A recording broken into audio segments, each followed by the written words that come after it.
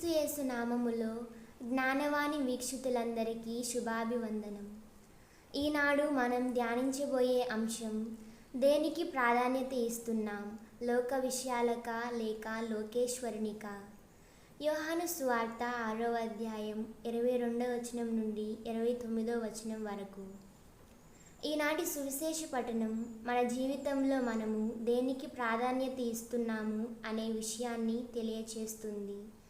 నీవు భుజించే ఆహారం కోసం కష్టపడుతున్నావా, లేక నిత్య జీవితానికి నిన్ను నడిపించే ఆహార విషయం పట్ల శ్రద్ధను, ఆసక్తిని కనబరుస్తున్నావా?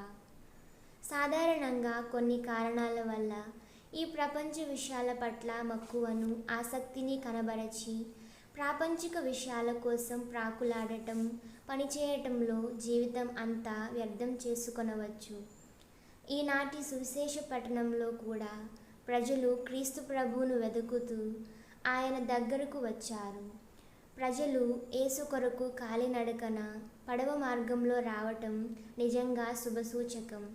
కానీ ప్రభువు వారు ఎందుకు వచ్చారో, దేనికోసమై వారు ప్రభువును వెతుకుచున్నారో వారి ఆలోచనలు, మనోభావాలు ఎరిగి ఉన్నాడు.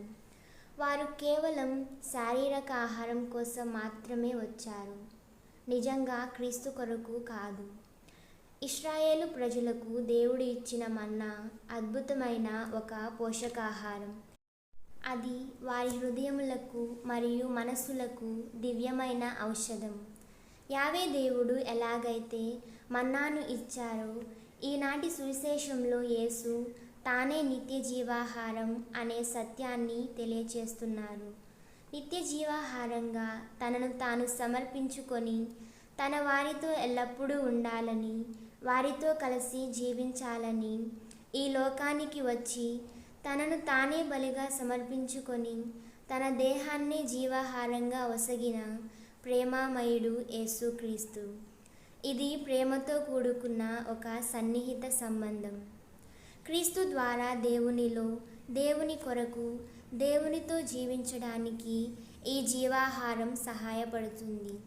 క్రీస్తు మనతో జీవించాలంటే మన హృదయాలను పవిత్రంగా ఉంచుకొని ఆయన్ను ఆహ్వానించి ఆయనతో కలిసి జీవించాలి. యేసు మనలను హెచ్చరిస్తున్నారు. మనము ఈ లోక సంబంధమైన ఆహారము కంటే శాశ్వతమైన ఆహారము కొరకు శ్రమించి సాధించమని.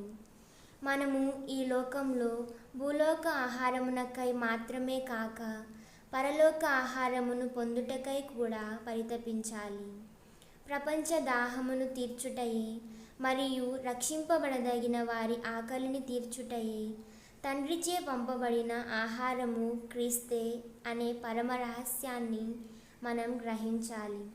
ఎలాగైతే తప్పిపోయిన కుమారుడు తను చేసిన తప్పును గ్రహించి తండ్రికి దూరంగా బానిసలా ఉండటం కన్నా తండ్రి దగ్గర సేవకునిలా జీవించడం మేలు అని గ్రహించగలిగాడో, మనం కూడా ఈ లోకాశులకు బానిసలు కాకుండా దేవుని బిడ్డల్లా జీవించి నిత్య జీవాహారం యేసే అని గ్రహించి ప్రభువుని పొందుకోవడానికి ప్రయత్నిద్దాం.